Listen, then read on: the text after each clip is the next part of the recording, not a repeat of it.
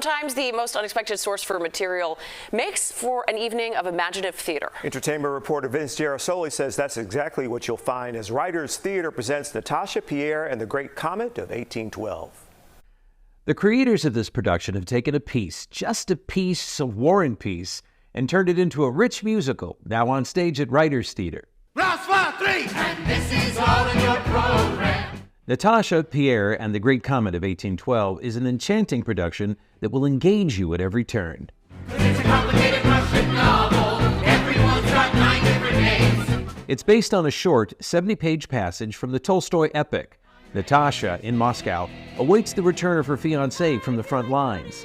As she falls into a compromising situation, family friend Pierre must save her reputation.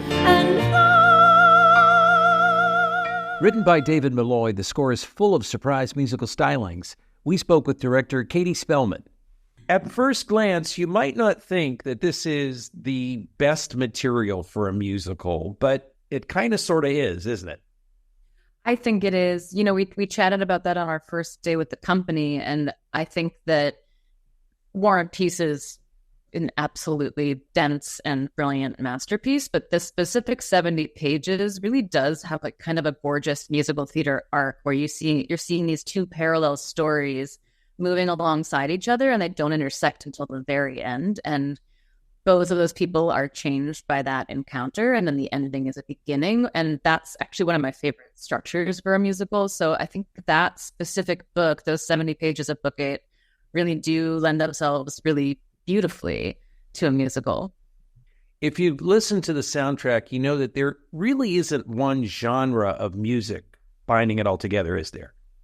It seems to me that Dave Malloy basically went by the needs emotionally of each character in each moment. And sometimes that's a beautiful pop ballad, and sometimes that's an electronic dance song, and sometimes it's a Russian folk song. And there's something kind of delightful about the fact that you don't really ever know what the next song is going to be. They don't all sound alike at all. It's always a bit of a surprise, but always tied into what that character needs or is feeling or is thinking at that time. It's really exciting. Natasha, Pierre, and the Great Comet of 1812 has now been extended at Writers Theater, playing through November 3rd. Remember, we've got your ticket. I'm Vince Gerasole, CBS News, Chicago.